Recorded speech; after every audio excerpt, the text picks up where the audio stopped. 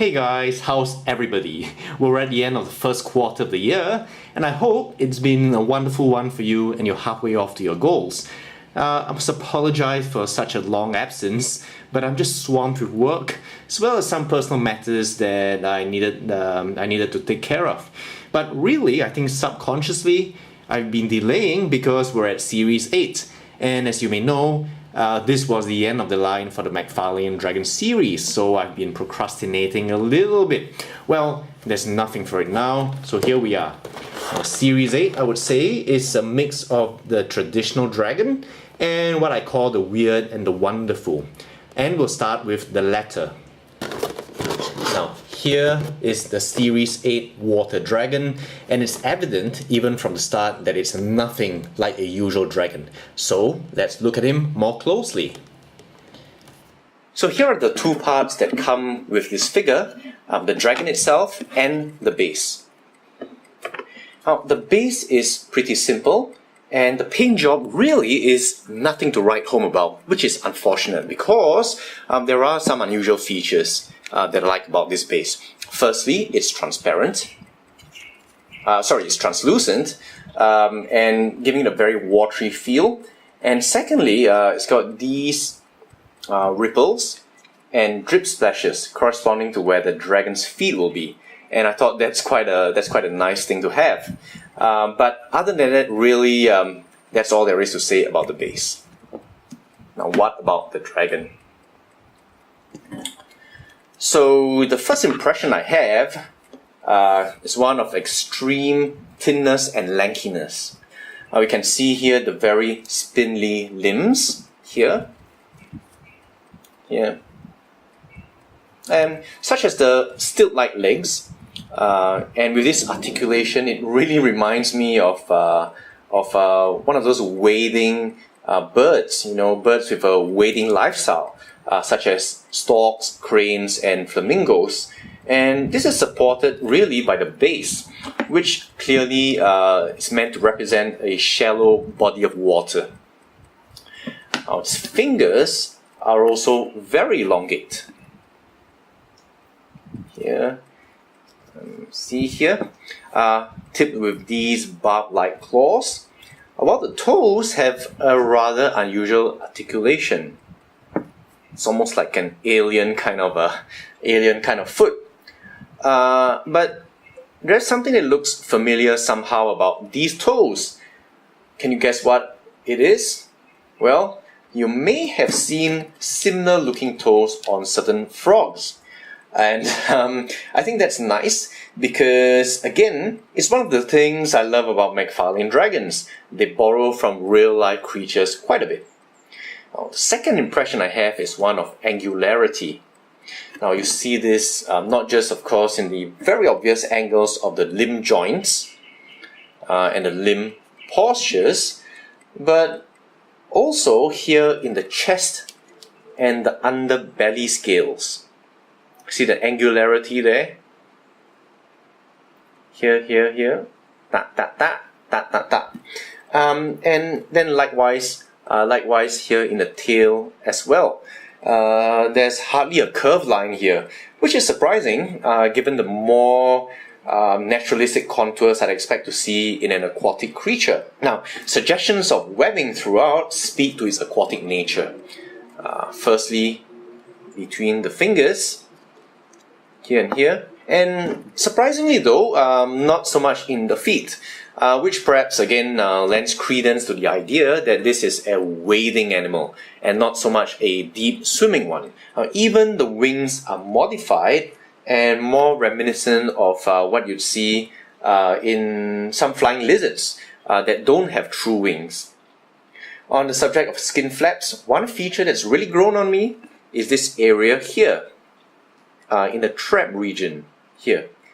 That looks to me to be more like the hood of a cobra, and you'll see that a lot easier from the front.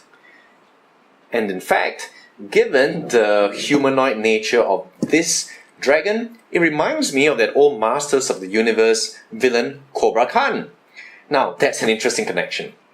But all in all, so far, we've seen a frog, a flying lizard, a crane maybe, and a cobra in what looks like a dragon born from a vivisection experiment. The color scheme is very nice. Now it's purples and indigos which tie nicely with the blacks. Now I'm not sure if it fits with a water scheme that well, but that aside, this is a pretty badass combination. Just have to look at it. I just want to show you. There's a lot of dark colors, black, okay, dark purple, and then there are indigos, and they blend together really very nicely. Almost like a warning signal that this is a highly venomous creature. Which given its rather lengthy nature might be a necessary compensation for lack of brute strength and power. This mottling on the wing here looks almost sickly, almost poisonous, and again, reinforces that idea.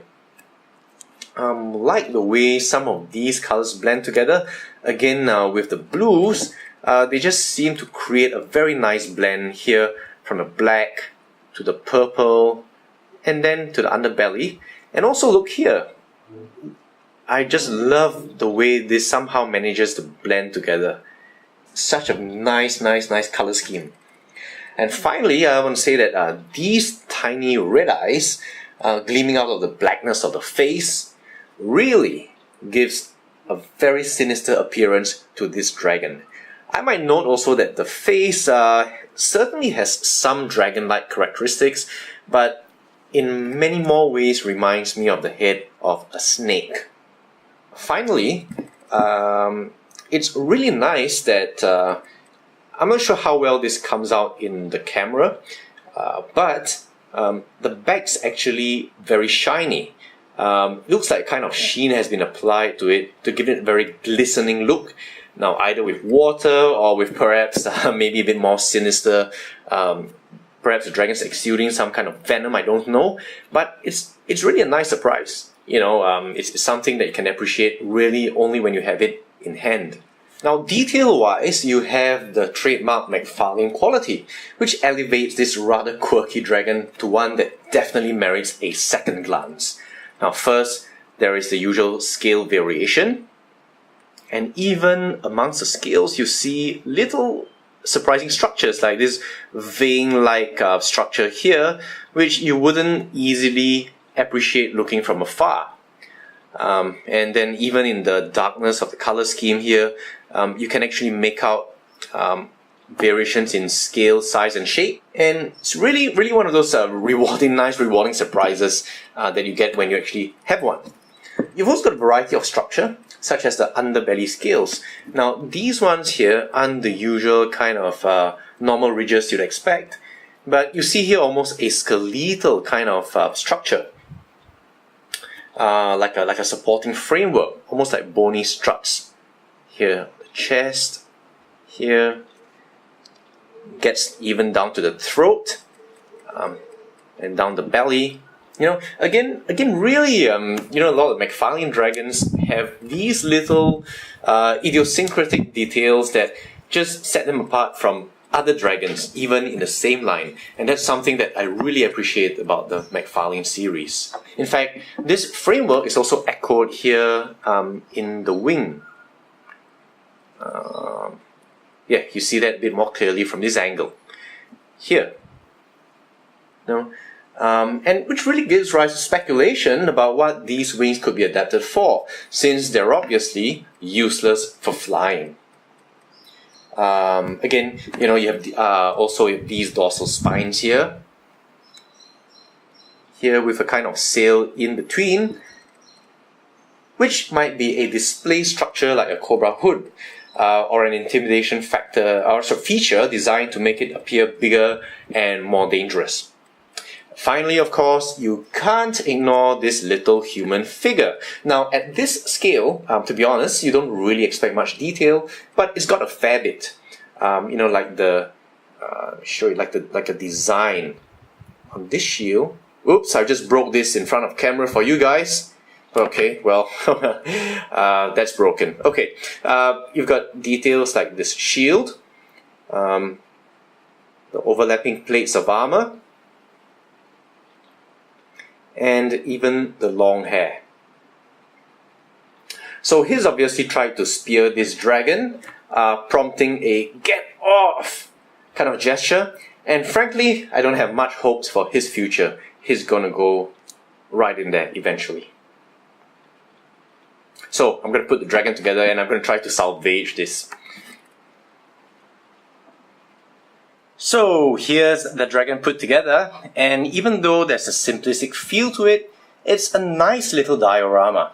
And it's nice that even at the beginning of its swan song, McFarlane made an effort in design and imagination with this dragon to make it worthy of its lineage. We'll just have to see how the rest of the dragons stack up. But all in all, I've got to say that this is a dragon, again, very unusual, one that's really grown on me. And I know I've said that about quite a few dragons before, dragons that I didn't like at first, but once I started having it on my desk for a longer period of time, I started to appreciate them a lot more. So that's it for now. Until then, here's wishing you a splendid second quarter. I'm so sorry I took such a long time to get back to you guys. And I'll see you soon. Hopefully longer than, what was it? It was about 3 months. See you guys soon.